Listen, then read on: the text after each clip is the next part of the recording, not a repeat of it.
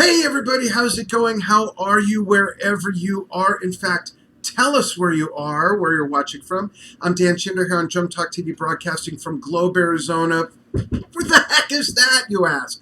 It's 100 miles east of Phoenix, tucked away in the mountains, only 7,000 neighbors. And I'm so thrilled to finally have Guy Gelso on as our guest, who is on a beautiful lake in the country just north of New Orleans. Guy, welcome to your first Drum Talk TV interview. Well, yeah, I got a little hazing. Dan, what happened to my catering? It didn't show up. All I got was a bottle of water. That's the Dropped it catering, off on the lawn. but it's filtered. How are you?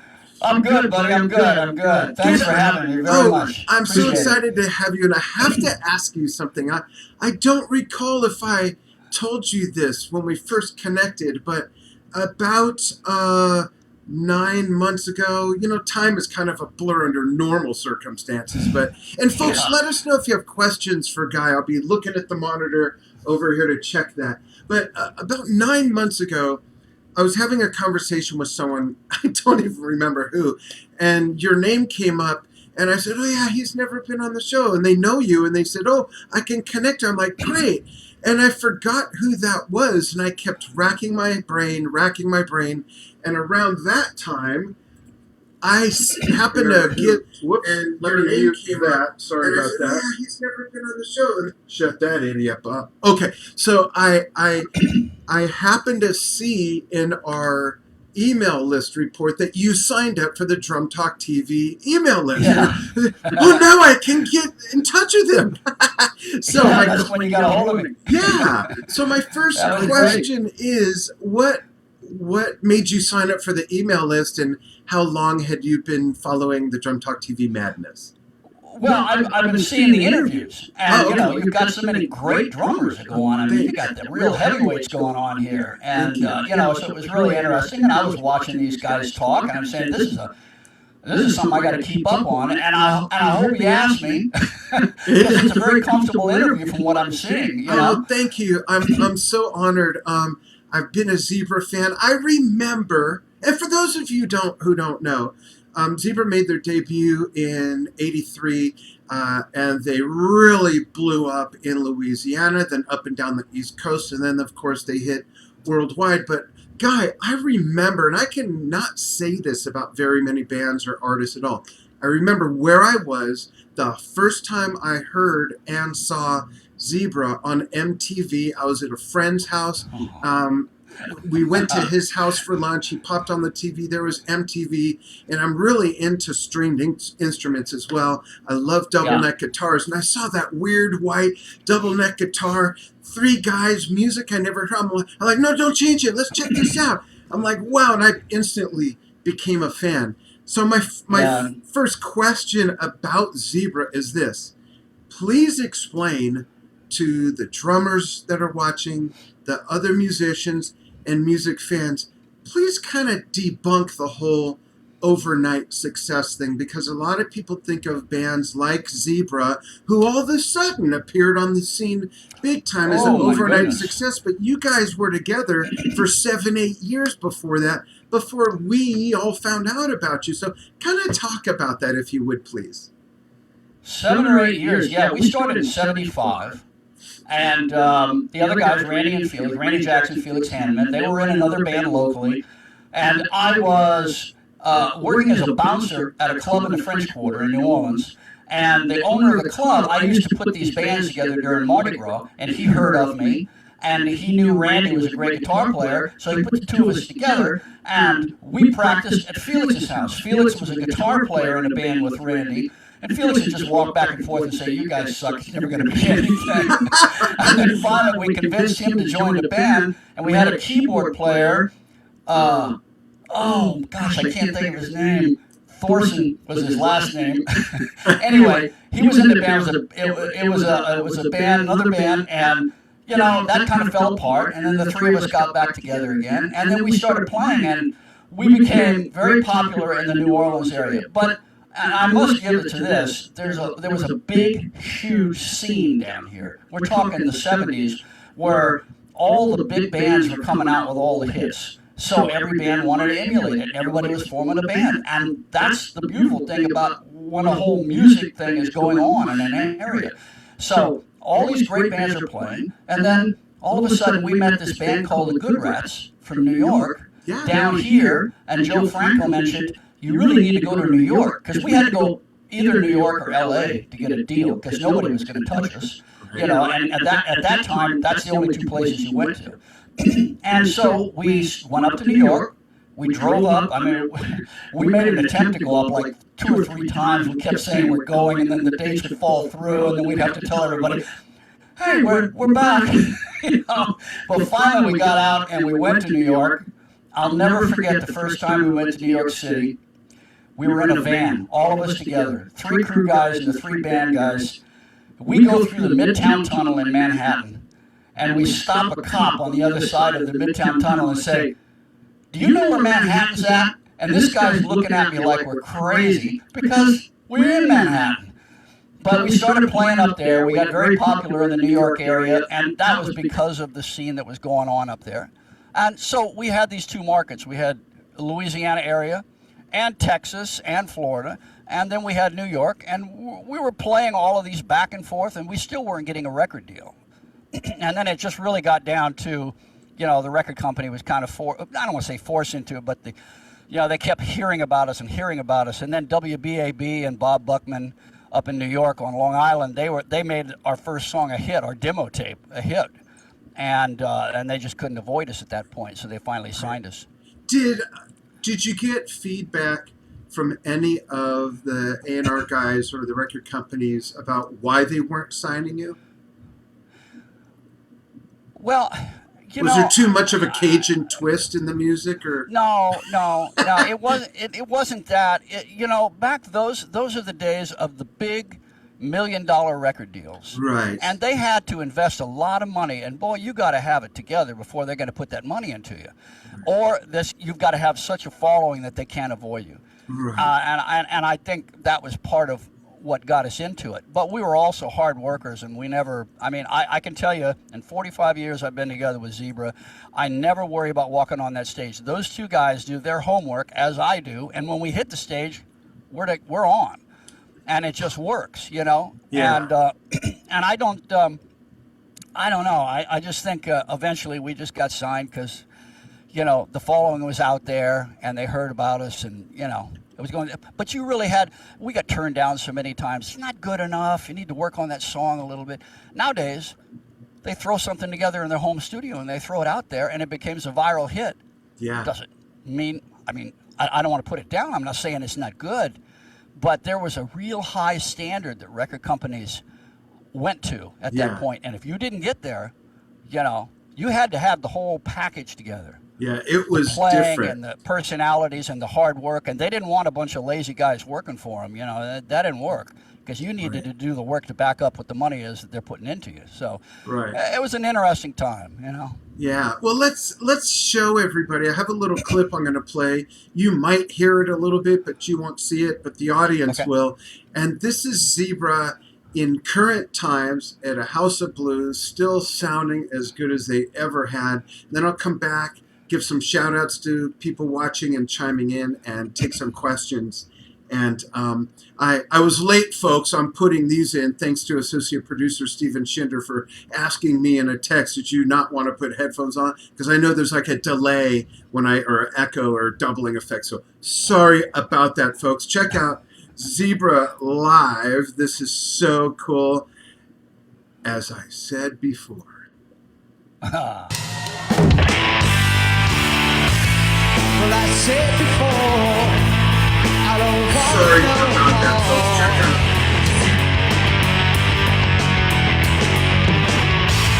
And I could complain, but my mind's insane.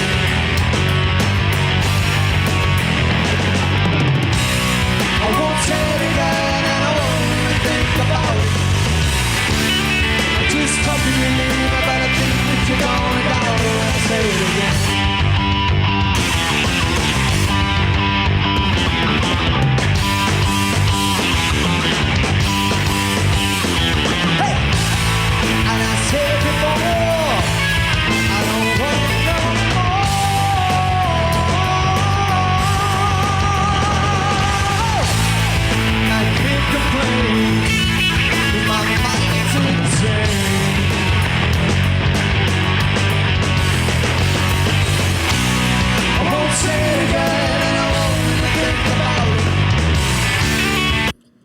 such a great live sound still after all these years.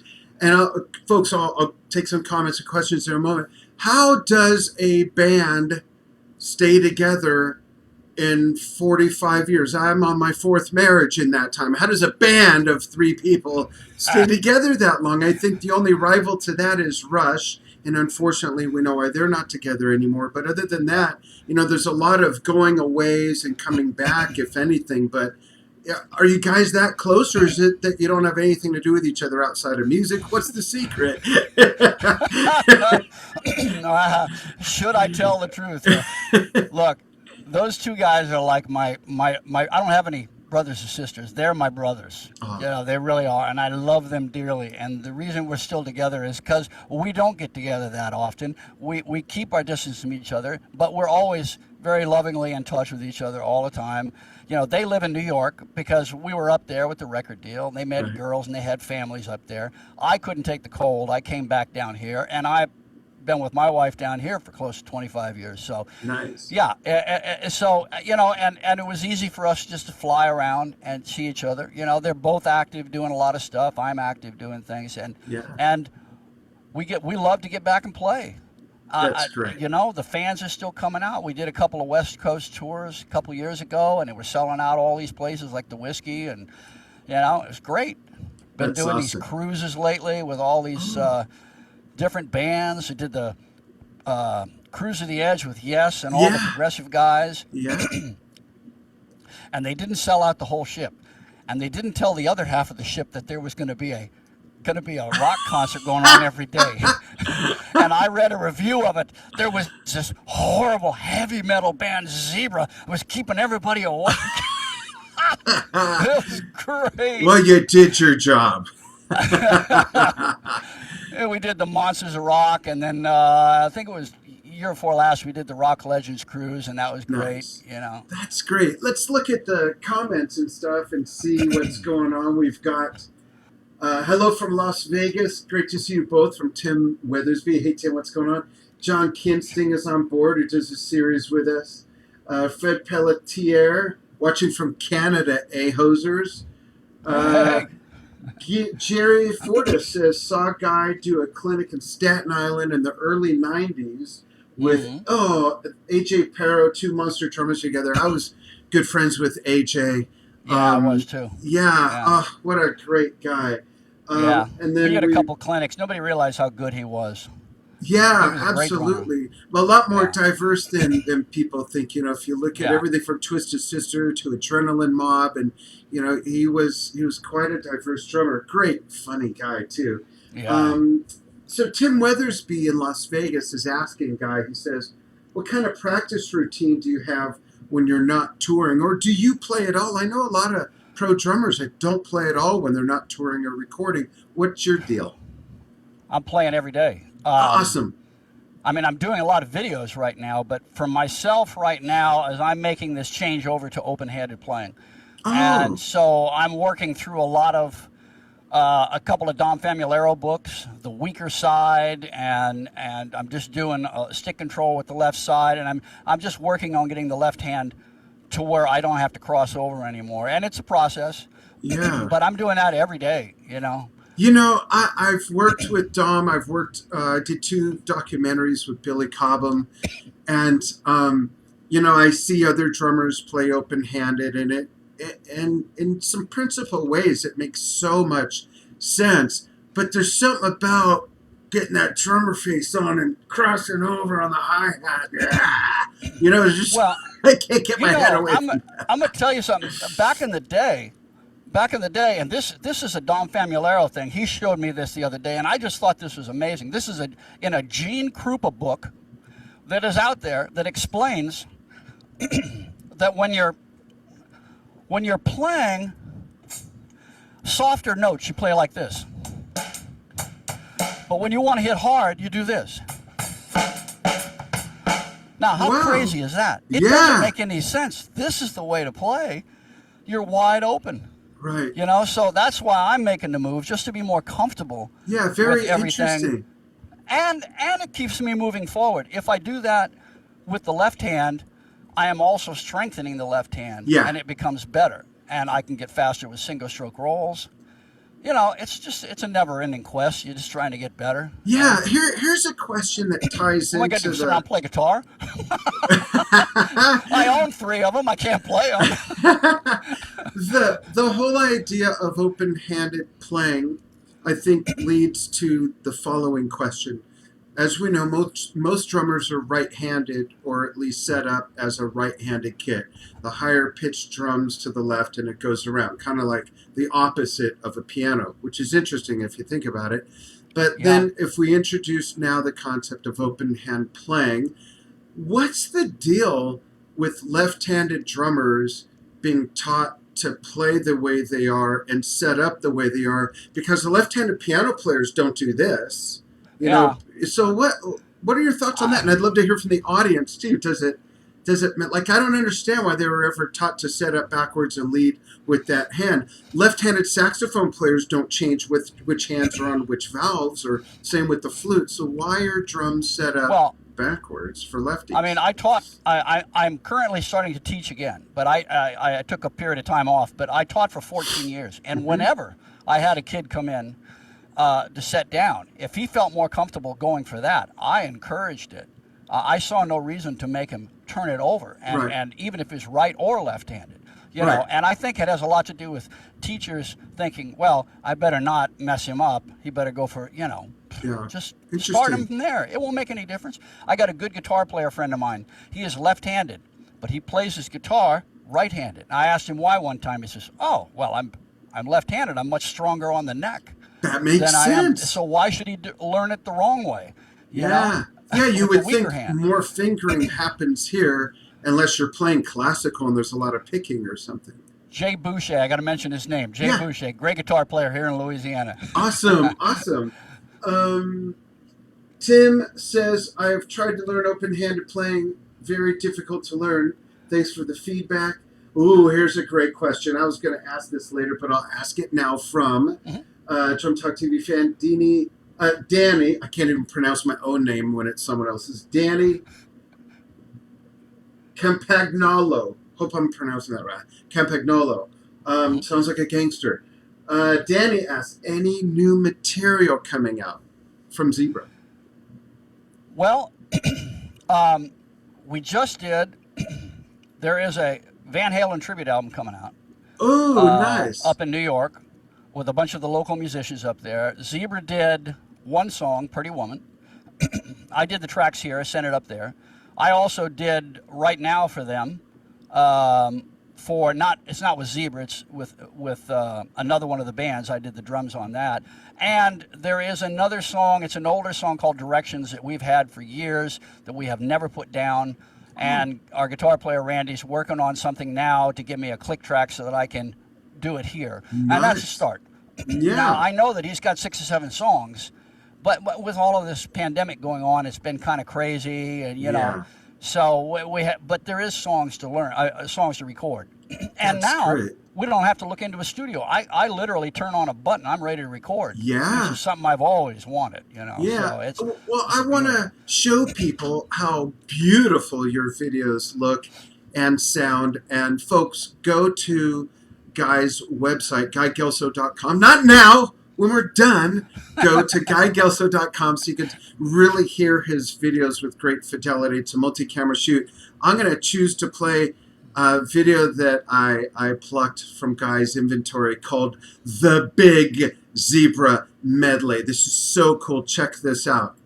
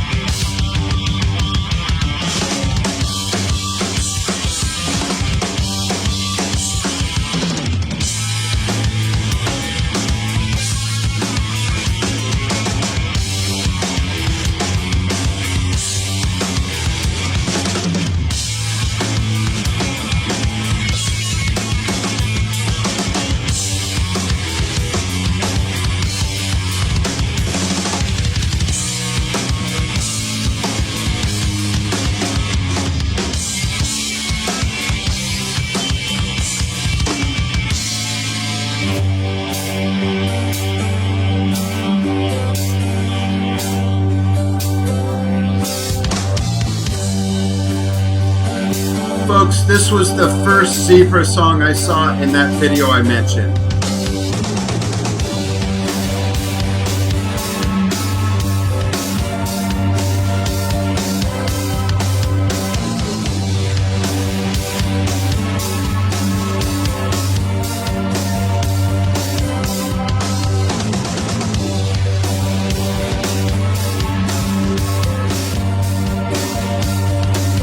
I'm going to skip through a little bit.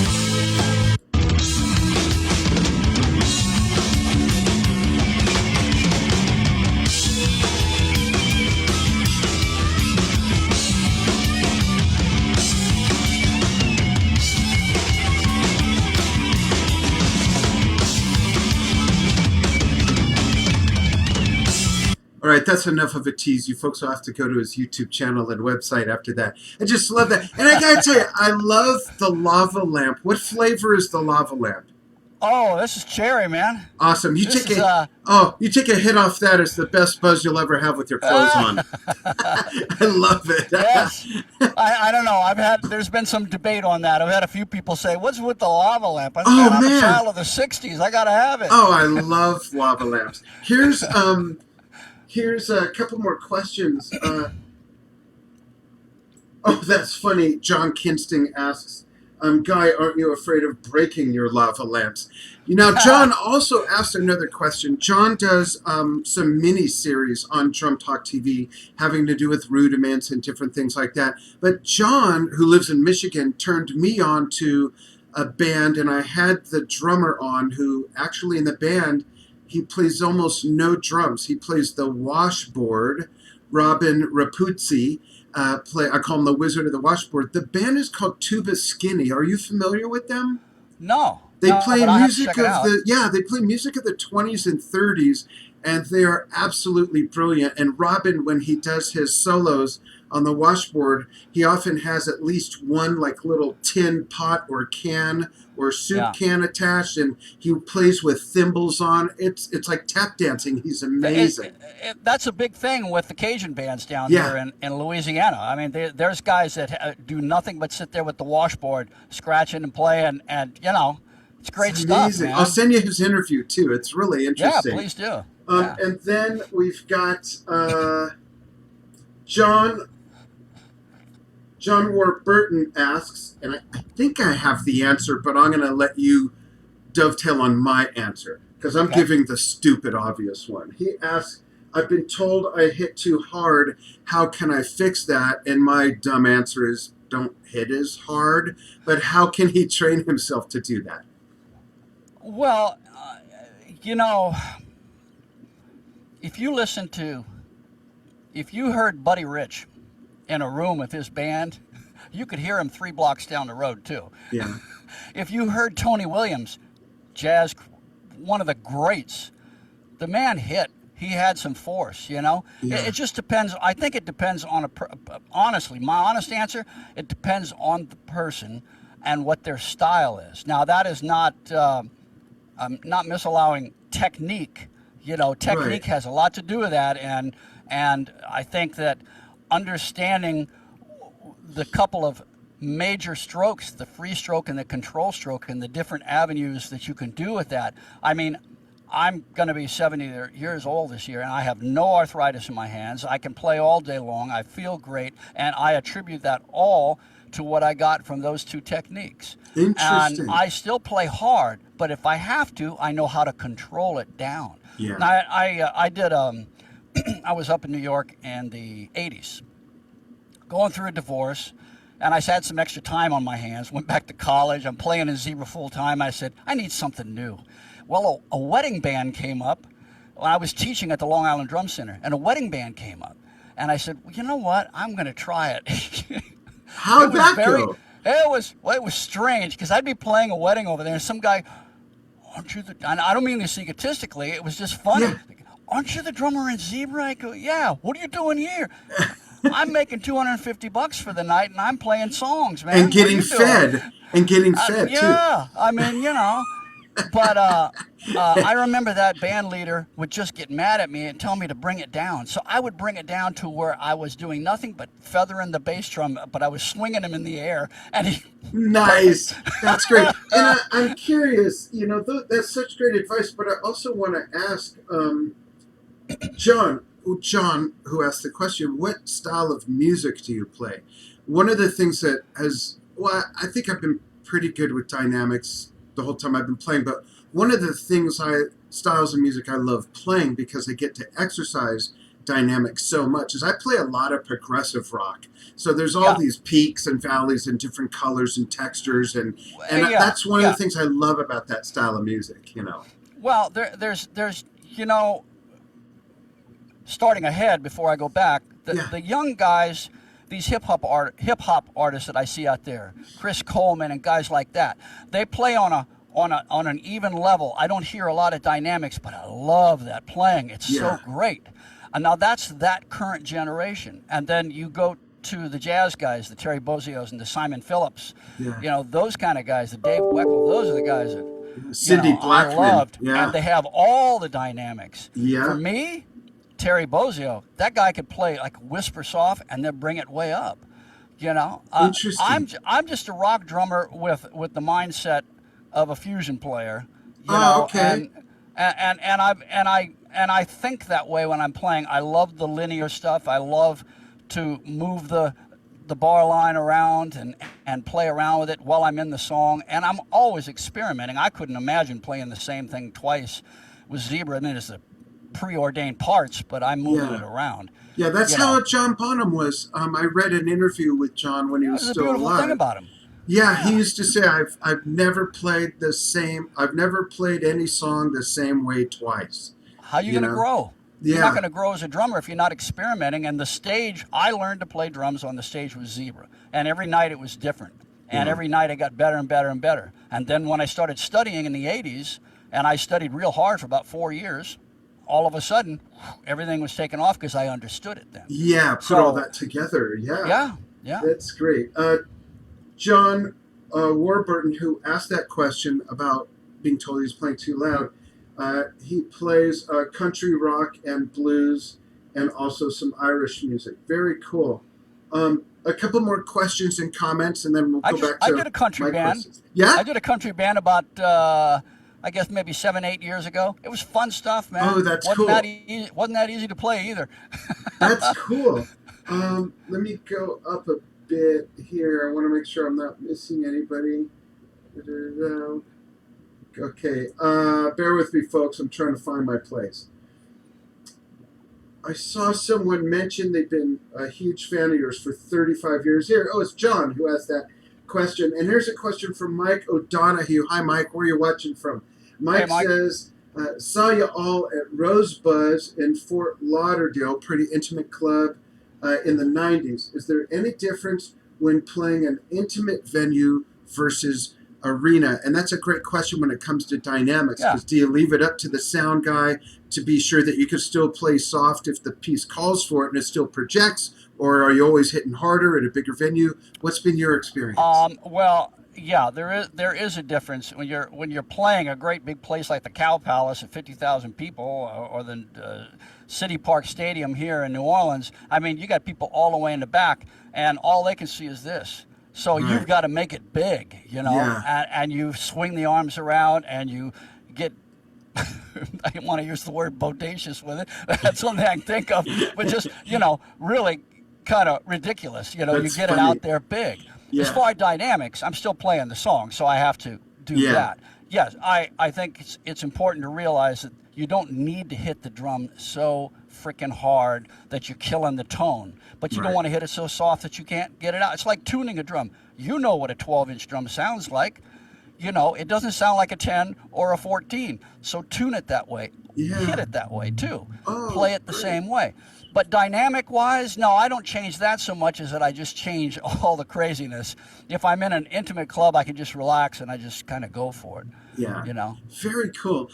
Guy, I want to go way back in the time machine to that moment where something happened and sparked your interest to want to play drums. What was that moment? Who was it? how did that all start to come about, and Um, tell us about your beginnings and first influences? well, I was a big Beatle fan. Well, I just loved music, and I loved songs that had minor chords in it. So Oh, I was always, Paul Revere and the Raiders had a lot of minor stuff going on, and all of that stuff in the 60s, and I would listen to it. And then when the Beatles came in, I was really, I remember getting the Sgt. Pepper's album and just sitting down with the headphones and listening to the whole thing, and the drums were so cool. But then Jimi Hendrix came out, and I discovered Mitch Mitchell. And all of a sudden, it wasn't the straight playing, it was all over the map. it was a And I jazz understand what he guy. was doing. It was I'm sorry? a jazz guy behind a Yeah. wizard, basically. I didn't understand he was playing six strokes and triplets and all this other stuff around the set.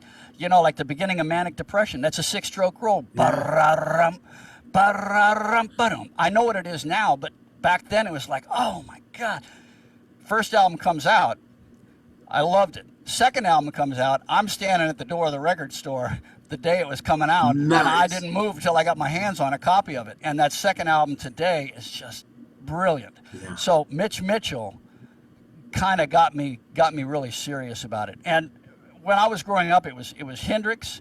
I loved Michael Shreve and Santana. My Yes. God, he was Oh, fantastic. one of my favorite. I have to chime in and tell you this, and maybe So you're familiar with this. One of my favorite concert films ever is Santana at Tanglewood, 1970, and Michael Shreve's solo. The one at Woodstock is amazing, but his yeah, solo in this concert towards the very end, in fact, I think it's in the encore, not only is it amazing, there are so many other gems with him and the other two percussionists throughout the whole concert, and on a four-piece kit. Just amazing. And this is from a big kit guy. Michael Shreve yeah. was a genius. Just Absolutely. amazing Yeah. stuff. Oh my God, he was brilliant. And then, all the Led Zeppelin stuff was coming out at that time, and it was that first album was so eerie sounding, Yeah. and the drums were so odd. Yeah. And also, believe it or not, I was a big fan of Vanilla Fudge, and I saw Vanilla Oh, Fudge open up for Jimi Hendrix. I've seen Hendrix twice. I'm wow. old. I'm old. You're seasoned. Well, yeah, season. That's a good one. But I remember Carmine Appice or Yeah. a piece Right. playing that night. Oh my God, he was doing this two big bass drums and he was going for it. He doesn't get the appreciation He he should doesn't. get. Do you He's know Carmine? Are you friends with him? I know him a little bit. Yeah, I know him a little bit. I'm not first name basis. If I see him, he knows me. I know him. It's just a sweetheart of a guy. Yeah. And they just lost Tim Bogart Yeah, the the other other day. day. Really Yeah. sad. Yeah. You know. Carmine actually, this past NAM show, a year ago this past week, actually, we did something I've always wanted to do. We gave away our first Drum Talk TV awards. The first one earlier in the day was the Prague Legacy Award to Alan White of Yes, who I've known for Mhm. years and years. And then it was Carmine. I got to tell everybody and you this funny story. It was Carmine for the Rock Legacy Award. Well, Carmine has been supportive of Drum Talk TV from the very beginning. He's come on. He's been my guest at different events. But I was a little worried that if I asked him to be somewhere at exactly a certain time, he might get pulled away or sidetracked. So here's what I told Carmine. I said, Carmine, we're giving away our first awards this year, and there's a young drummer who is a freak fan of yours, and I know they'd be honored if you were there with me when I gave the award. Will you please come to our booth Saturday at 4 o'clock? He said, I'll be there, man. And I kept in touch with him. Yep, I'll be there. You still doing this at 4 today, Dan? Yep, we're doing it at 4. So he comes and he sits down, and I said, hey, I want to thank you so much for being here. Do you remember I told you that, I'm presenting an award and I really want you to be here? And he says, yeah. And he's kind of looking around like, where's this other person? And I reach into a bag and I pull out the award and pull off the tissue paper. And I said, well, it's actually for you. I just totally surprised him. So I wanted to make sure he'd be there on time because we advertised it somehow without him finding out. There were like 100 fans gathered around. It was broadcast live from our booth and all that. But Carmine truly is a The wonderful history. person, and totally underrated as far as his Oh, place in music. He's written two of Rod Stewart's biggest hits with him. You know, the he's work. been, I mean, all the way back to opening up for Jimi Hendrix, Yeah, playing with Jeff Beck. I mean, Jeff Beck's my favorite all-time guitar player. getting I John mean, Bonham the deal with Ludwig, playing yeah, with I mean, everybody from Ozzy to Rod Stewart to Jeff Beck and Tim Bogart. It just goes on and on and on. they've never seen him play. I'll tell you a story. One time, there was a band at a place called Speaks in Island Park, New York, Long Island, and we came down and we jammed. And the guy's drum set, I was one of those really, you know how drummers are when they're young, they're inexperienced and they're insecure about everything. And oh my God, playing on somebody else's drum set. Oh my goodness. And I sit down and the guy's drum heads had duct tape all over the place. And I played, and the whole time I'm worried, does everybody think I'm good? I get a little tap on the shoulder, and Carmine's there. Oh And wow! he sits down and he wails on this set. And I didn't want to touch drums. I was hurt, man. I didn't want to touch drums for 3 weeks. 3 weeks. That's funny. That's And so then, funny. a couple of years ago, we're at the NAMM show, and we were doing the big RCF speaker show. Mm-hmm. And Randy and I were jamming Stu Ham. Oh. We did a Zebra song with Stu Ham. Wow. And then afterwards, Carmine got up and they played some Zeppelin. The guy's, I'm almost 70. He's almost 75. Yeah. He played amazing. Yeah. Amazing. He was playing those Bonham licks like they belonged to him. Yeah, with he's his own thing going on. He's still Yeah. totally got it. He's still totally got yeah. it. Oh yeah. And Definitely he is has. 75 now. Wait, 95 or 70? No, he's 95. No, he's 75. Better not be 95. Then I got a long way to go. Guy, how old were you when you did first pick up the sticks? How old were you in that story you told? Probably 14. And as I had you, yeah, go ahead. I got a snare drum, took a coat hanger, and put a pie pan on top of it, hooked it in there, and that was my cymbal. Cool, cool. Playing along to songs. And as you went through adolescence and your teenage years and high school and everything, did your musical tastes evolve? Did they widen? Have they ever evolved or widened? Or what's that part of your musical journey as far as influences and things? Well, my dad was a jazz musician, believe it or not, on accordion. And he was a great player. Jazz accordion, wow. Yeah, and I was, I'm from the Bay Area, Oakland, in California. And he used to play all around there. Now, he got out of it and became a high-rise window washer. When I was a kid, I used to hang off the windows outside these 30 stories up with him.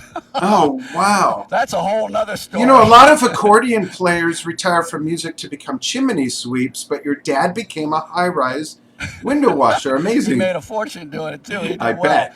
But I heard jazz from his side, and my mother's whole family were bluegrass players. Oh. I mean, to the point where they carved their own violins. I still got one of my uncle's violins in the house. Fiddles, I should say. Fiddles. Yeah, fiddles. And they would have these things where they get together at a church, and they just kind of all just group in here, 3-4 guys over here playing, 3-4 over here.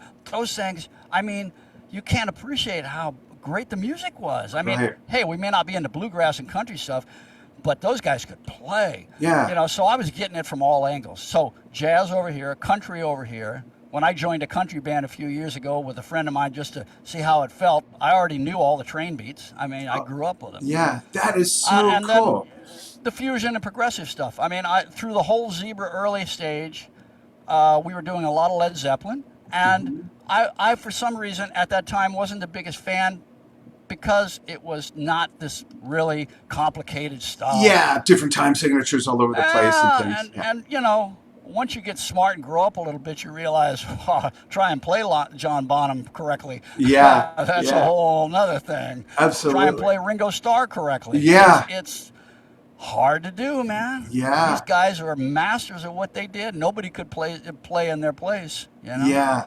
So, yeah, I'm all over the map. I like everything. That's cool. I want to see if there's any other questions here. Just cut me off. I'm not talking too much. No, you're all good. All good. Thanks, everybody, so much.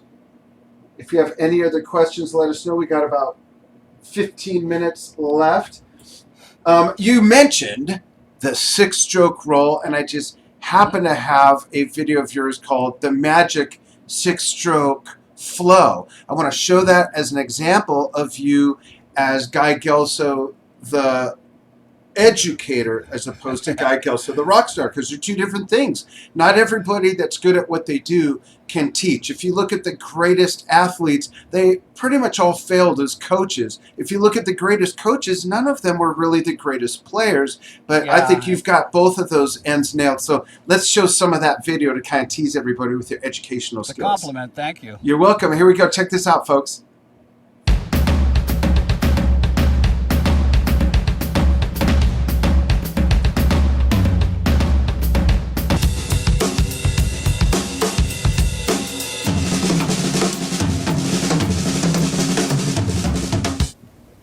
Hey everybody, it's Guy Gelso. So I got a couple of great ideas to do with a 6-stroke roll I want to show you guys. It's a sticking flow around the drum set. I like to call it the magic 6-stroke. So the first idea, you take a standard 6-stroke of right, left, left, right, right, left, with the accents at each end played as 16th note triplets, and you flip that last 3 notes of right, right, left around to the front, and now you have an inverted 6-stroke with the accents in the middle. So you play a couple of the standard and a couple of the inverted together, or the other way around, and you get this.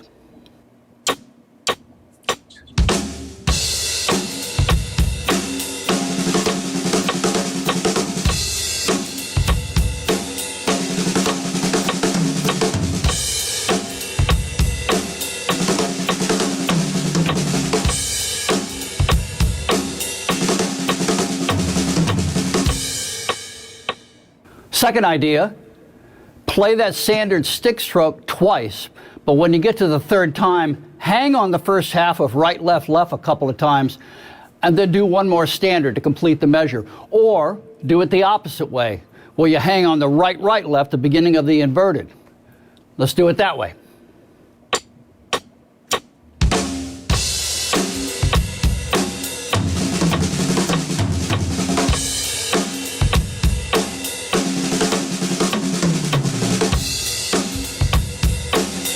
Just love this.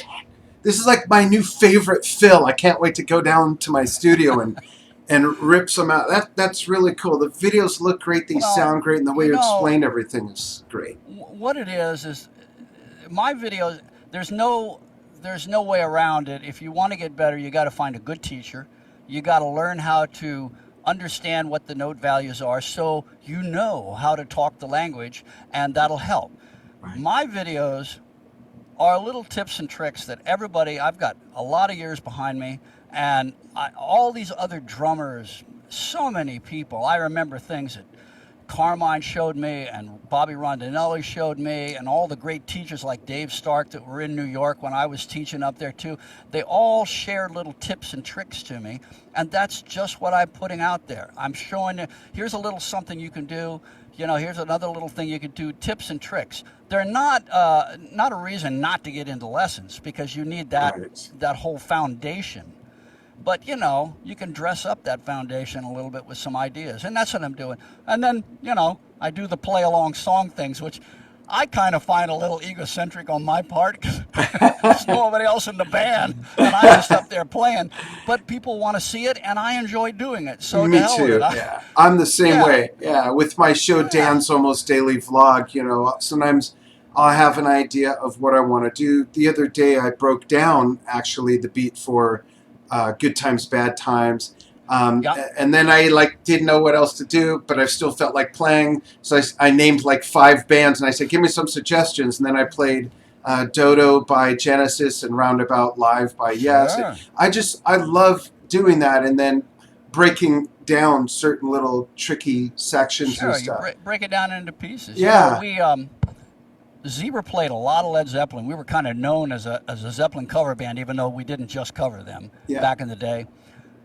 But a couple years ago, we did a couple of symphony shows that were half Zebra and half Zeppelin. Nice. and with 50-piece orchestras. Now, Randy works for a company, and he does these nights of Led Zeppelin, nights of different bands, Yeah. and it's a very successful thing. They fill up places all over the country and sometimes around the world. But we did these 2 shows. I had been playing Zeppelin for so many years, and I was not playing it right. I had to go back because you can't mess it up. I got a conductor telling me what to do and people watching me around for a lead on everything. So yeah, I had to go back in and learn that John Bonham stuff. You talk about good times, bad times. Yeah, I had to learn how that actually went instead of faking it the way I was doing it. You know? That's funny. Interesting. That's funny. I'll send you my the archive of it so you can tear it apart. Yes. No. I won't do that. There's a couple other comments and questions. John Kinsting asked, living in Oakland, were you a power guy? What? If that's for me, I'm not here. Oh. Let me turn this off. Hold on. No worries. Damn. No worries at all. Sorry about that. That's okay. Wait a minute. Where are we at? Can I get back to you? Yeah, you should be able to. On the Zoom window? I'm looking for it. I don't see it. Uh-oh.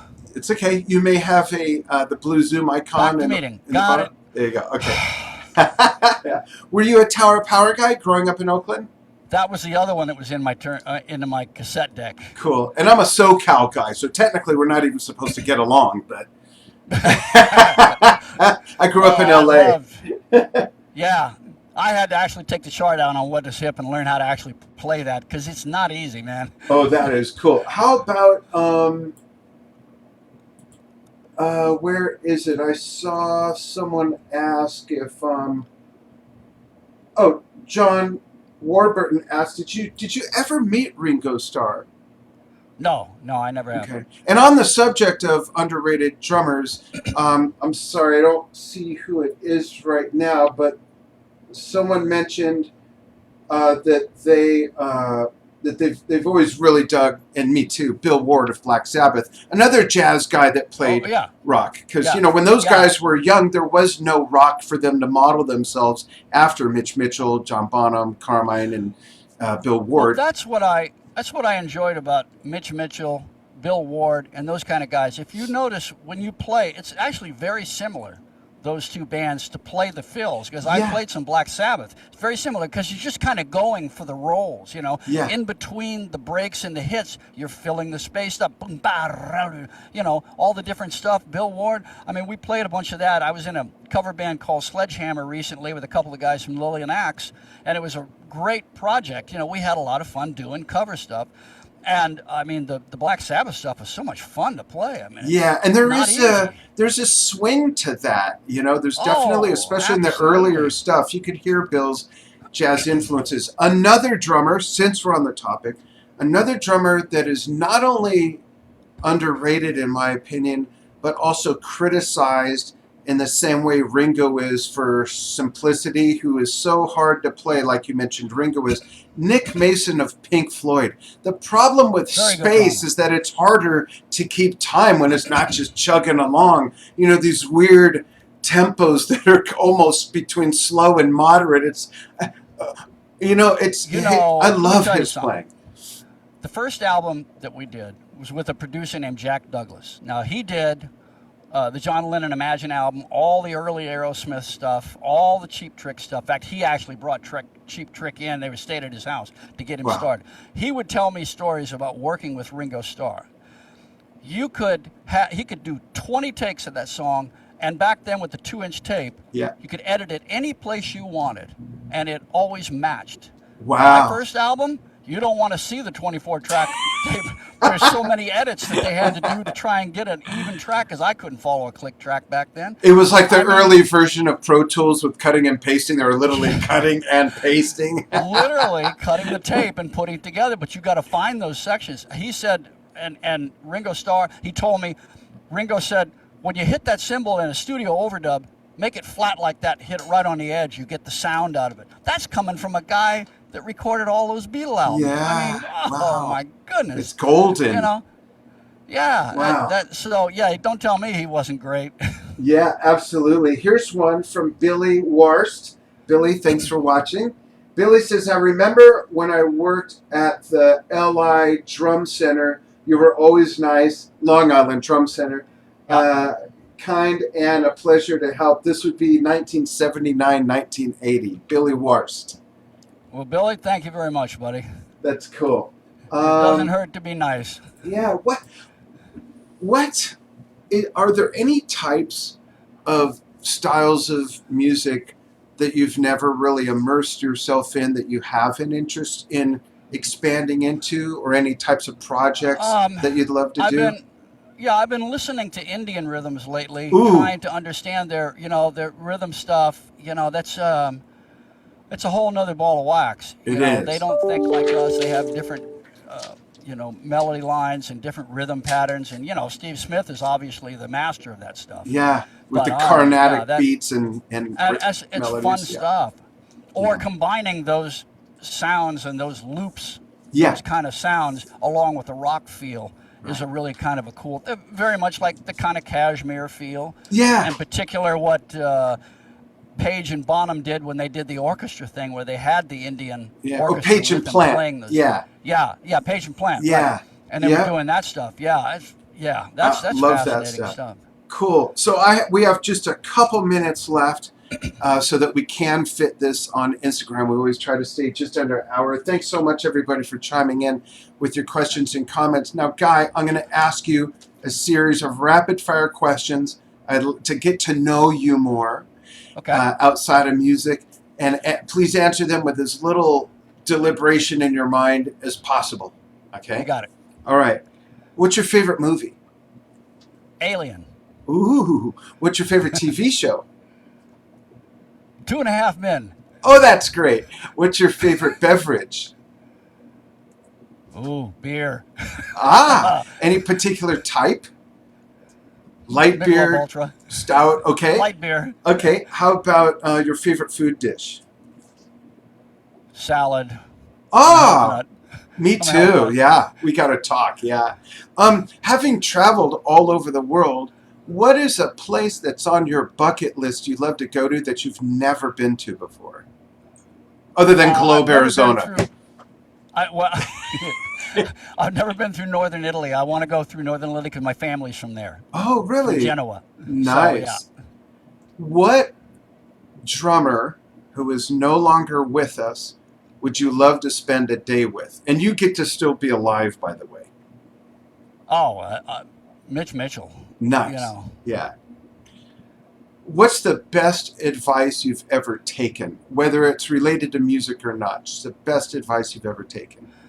It was a recent advice by Dom Famularo, and he probably thinks I'm just, pumping him up, but it's really important. Get out of your comfort zone. Yeah. You're not going to do it in the comfort zone. I spent too long in the comfort zone, and everything I'm doing right now is completely on the other side of it. I never did an interview in Zebra for years. I always let the other guys do it. Now look at me. Yeah. And you're great, too. It seems Get so out natural of the comfort zone. Play something you play in a country band. Play in a wedding band.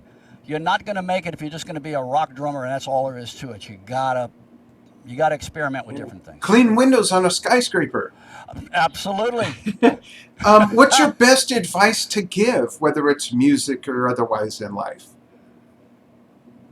Oh, just take it light. Take it light. Don't take things too seriously. Especially now. No, it just doesn't matter. Nothing matters except family and friends. Yeah. That's it. What? In the end. That's great. What is your Stuck on an Island album that you would never get tired of? It would be 2 albums. Axis Bold as Love and the Journey Infinity album. Oh, wow. Interesting. Funny. Strangely enough, I thought it'd be something from way back. So that's really neat. That's cool. Well, I got a whole record collection. That's great. And what, last question, when you're not playing drums or teaching or touring or recording or writing or making videos, when you're doing something completely unrelated to music, what do you like to do the most? Spend time with my wife because she doesn't get to see me much. Oh, great. That's how you've been together 25 years too. I I know how to keep relationships together. Zebra, my wife. That's just a great example. You should write a book and have seminars. That's awesome. Guy, thank you so much for joining me on Drum Talk TV for your first interview. We'll have to do this again. And please, folks, I would love to. Yeah, folks. Thank you so much for having me, and it's great. It's been great talking to you the last couple of weeks about different things. So thanks. I appreciate that. Thank you very much. that. You got a great product here, buddy. Thank you. That means so much to me. And folks, check out GuyGelso.com. You can find Guy on Facebook. You can find him on YouTube. You can find him on Instagram. You can find him on Twitter. Knick-knack, paddywhack. The list goes on. Just look up Guy Gelso. You'll find him. Check weddings. I'm probably planning a wedding somewhere. Wait, do you do bar mitzvahs and brisks? I did them. Okay, I'll have to call you about a grandchild.